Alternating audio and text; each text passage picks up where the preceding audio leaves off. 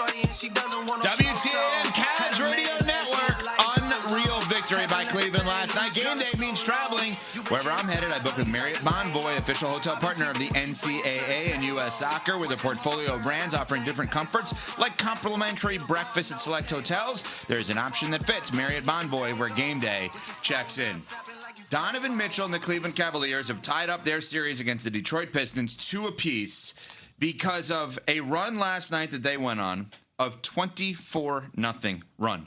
End of the second quarter into the third quarter, a 24-0 run. Donovan Mitchell had 39 points in the second half of this game. I believe it was one shy for a record of a half in a playoff game, behind a guy that was mentioned on this show last week, Eric Sleepy Floyd, a name that we called Smalls during a show last week or the week before that you were Sleepy Floyd? It's really evergreen. You're always Sleepy Floyd. Just an all-time performance from Donovan Mitchell and the Cleveland Cavaliers last night. And now we've got to look at it and say, best of 3. Home team seems to win when the Cavs are involved. Your reactions first last night, the comeback, the run by the Cavs and Donovan Mitchell's second half. Well, I mean, Donovan Mitchell was unbelievable. I mean, they started the second half on a 23-0 run. 15 of that was all Donovan Mitchell. I mean, oh, that's it? Well, yeah, you say that's it. But, I mean, he came out, got a couple of bunnies at the rim early on in the half, saw the ball go through the hoop. Then the next possession, swing, wide open three-pointer, buries that. And then, of course, it just gets rolling. It's like the old school arcade game, NBA Jams, 3 straight buckets and the guy is on fire. Yeah. That was Donovan Mitchell in the third quarter. No he doubt. was on fire. I remember that. And everybody got involved on the act because the way that he played bred confidence for the others. James Harden was knocking down threes. Jared Allen was mixing it up in the paint.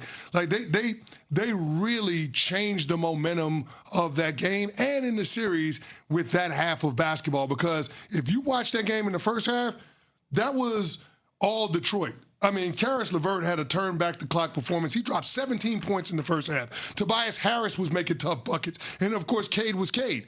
I mean, all 3 of them had a dozen or more points. The Detroit Pistons in the first half shot 55% from the field and 50% from 3. And they scored 56 points. Now, given the way that they play defense, if you get that kind of offensive output in 2 halves, the Detroit Pistons on most nights against anybody are going to be hard to beat. But not last night.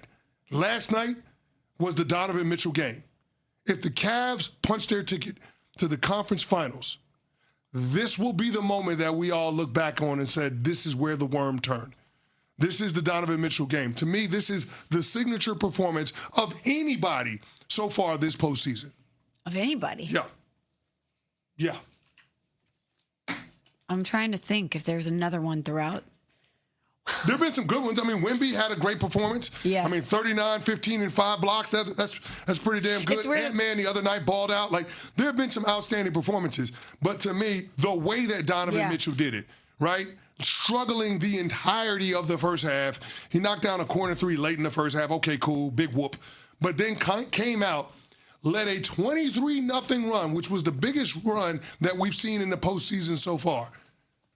And then went on to score 39 points in that half. The way that he did it is what makes it so impressive to me. So like I said, the most impressive postseason performance of any player so far is what we saw from Donovan Mitchell in the second half in Cleveland last night. Yeah, you're not going to get a lot of pushback from me because the first thing I thought about is I would assume we're getting 43 off the bench. That's the first thing that I thought of when it comes to performances. But I think the most surprising part of this for me, watching this game last night, is the way that he started. He was so cold to start the game. He missed his first 6 shots, and he didn't make his first field goal until 2:48 left in the second quarter. If you would have told me what was on deck in the second half, I wouldn't have believed you based on the way that he had started the first half, and particularly to start the game. But as he talked about at the end of the game, or post-game, excuse me, he didn't press. He just knew that those shots would fall. He kept at it. He kept his composure.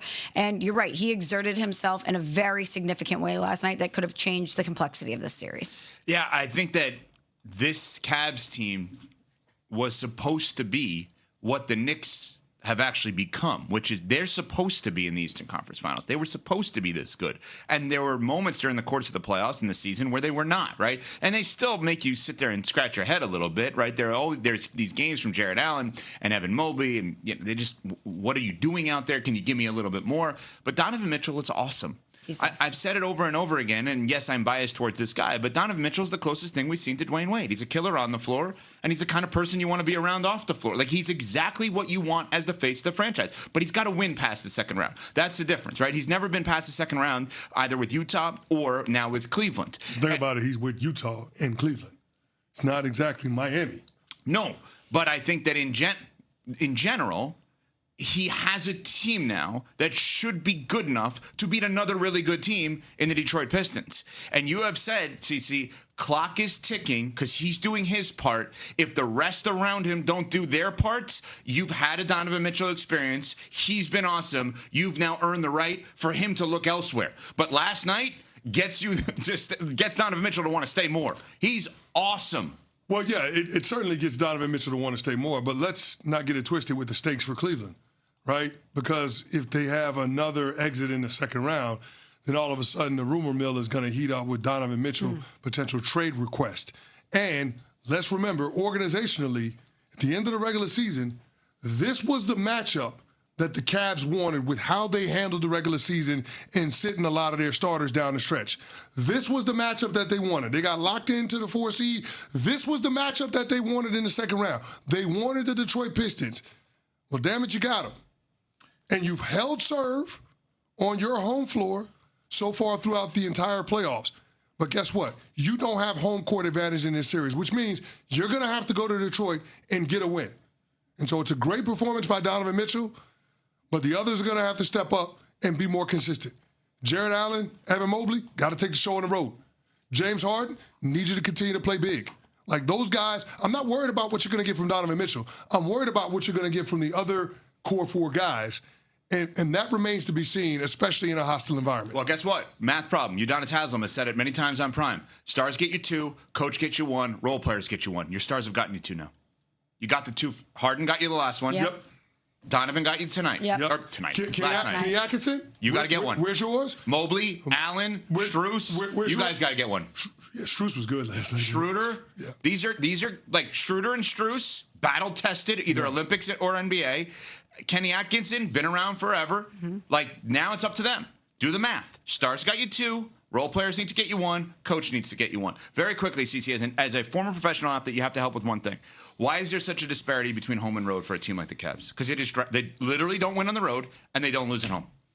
How is that possible? Role players are more comfortable at home. To this level? Yeah. Wow. All right, coming up. One team is open for business. We'll discuss next. We're on Sportsmanlike, presented by Progressive Insurance.